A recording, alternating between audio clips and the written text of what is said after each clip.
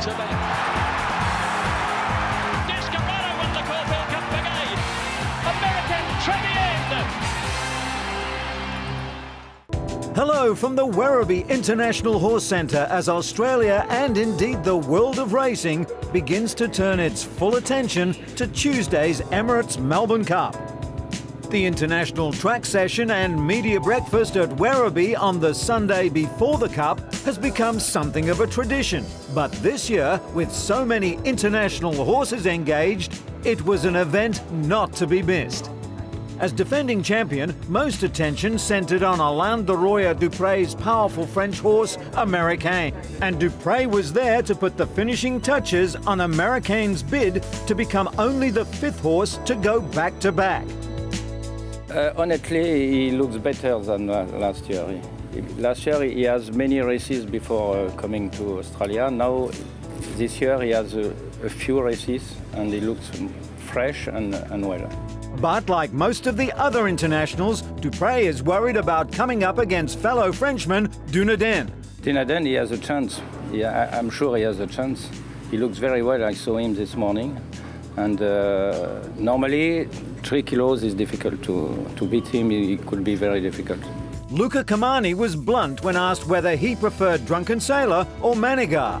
At this stage, who would be your number one preference? Probably Dunedain. Kamani expects both his horses to run well, but says this year will be even harder to win than last year. I think it's probably harder because there's more internationals. You know, you can make a case for Jukebox Jury as well. You can make a case for the Godolphin horses. You can make a case for Red Caddo. So it's a slightly harder race this year, I think. And as for the Dunedain camp, Mikel Dels Angles was certainly exuding confidence, albeit with modesty. Well, the horse is well. He'll do the trip. The track is perfect. It's a good track. He suits the European horses.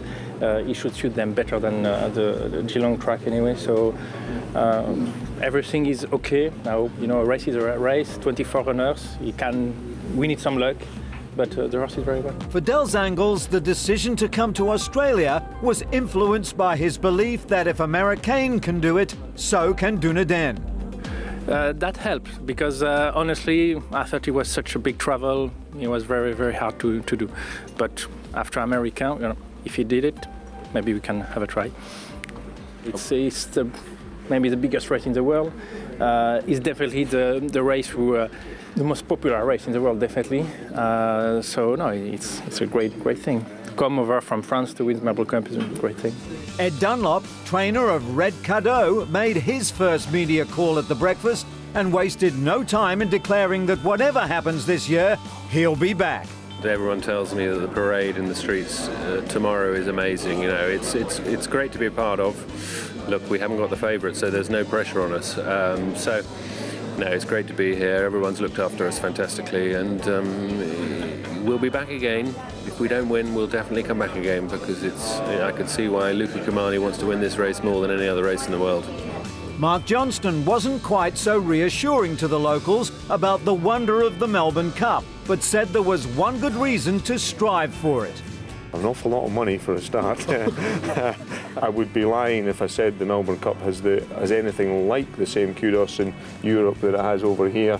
But it's a huge big prize and it's a huge challenge to take a horse from one side of the world to the other and win a race, so it would be fantastic to win. It would be something you never forget. The only international trainer with a cup runner at Werribee to miss the breakfast interviews was Saeed bin Suroor.